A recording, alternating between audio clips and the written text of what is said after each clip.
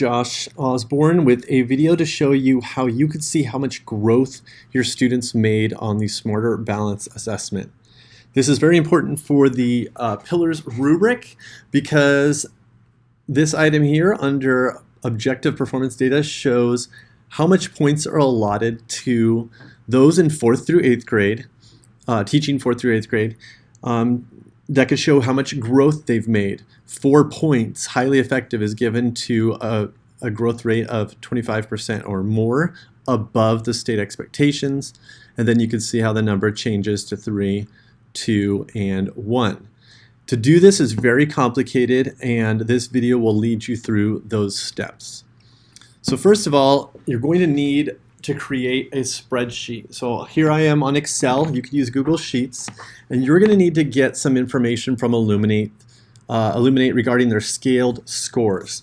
So I have a sample of, let's say this is Professor Trelawney's class, and I have these students, or she has these students in 2018.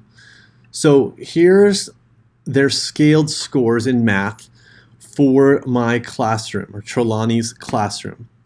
Now, I don't know how much growth they've made unless I compare it to how they scored at the end of the year before. Now, you can see there's one yellow highlighted mark here, and that's because this student doesn't have data for 2017. This student didn't take the test or wasn't a student of ILCS, and we don't have that information. By the way, if the student was from another school, we do have ways to get that information. So it is important for you to see how much growth you made, because some of the biggest growth is when we get students from other schools. So get that information and get that in there. However, what you want to do is see, at the end of the year before, 17, they were here and now they're here. How much growth is that? So to do that here, you could subtract each one straight across. I'm going to do a function. So I'm just going to write equals. And I'm going to click, I want to subtract the difference from D minus C, right? I want to know, and hit enter. Oh, did I not do minus? Let me try that again. Equals column D minus C.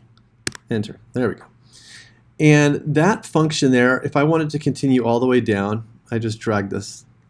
Okay, and you can see that the subtraction has been done. So some students made some tremendous growth.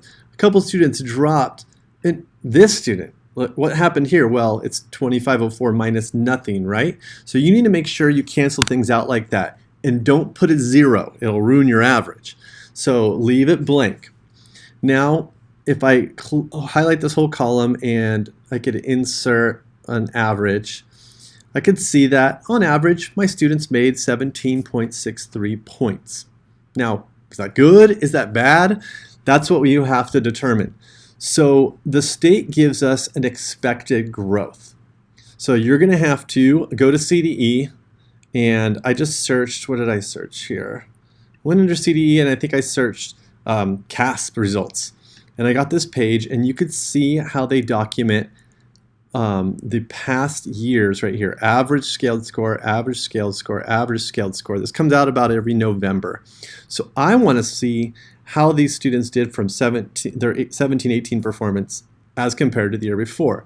So I clicked it. It gave me a sheet, and it looks like this, and it has math, growth all through the years, and then it has ELA. So we're looking at math, and these are 8th graders right now. Last year they were 7th. So I need to click on the right tab. It's showing 17-18 average change in score by 16-17. So what that means, it's perfect for the document I'm working on, is that if a kid in 16-17 was scoring in the, let's say, 2500s, they should have, on average in California, grown 7.56. So you need to write that 7.56 for every kid who used to be in the 2500. So let's go ahead and do that.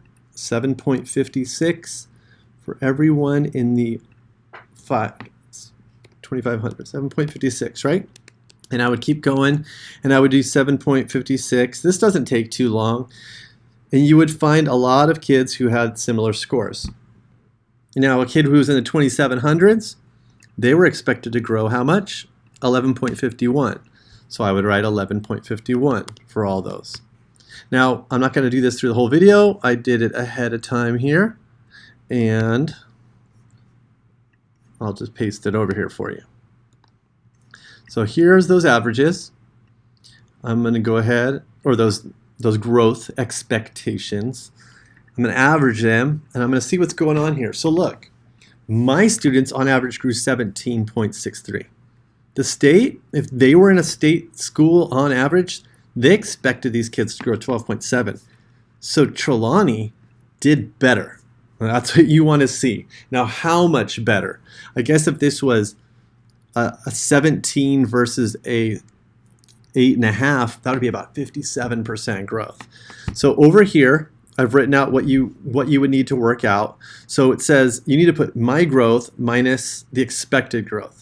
So 17.63, and you need to subtract 12.71 and find out what that equals. I'll go ahead and type that out really quick. 17.63, I'm just doing this on the calculator, minus 12.71. I guess I could have done a function on the computer there, huh? And that is 4.92. And then right here, that's the first step. Now here I need to take that difference divided by my growth. So 4.92 divided by my growth was 17.63. And I will do that on my computer calculator here. Divided by 17.63. And I have a 27% growth. It came out as 0.279, so it's almost 28%. So 27% growth, and if we look here back on our expectations, I would get a 4 if I had exceeded the state's average by 25%. So this Professor Trelawney, who's looking to advance in the master column, would need to go ahead, would receive a 4 in this area. All right? So that's a lot of work on your end, but you are going to need to do that. And if you are anticipating going through the master evaluation progress, you're going to need to have 3 years of this. The year you're under evaluation and your previous 2 years. You are required to give me the previous 2 years in advance of starting your 3rd year for the evaluation.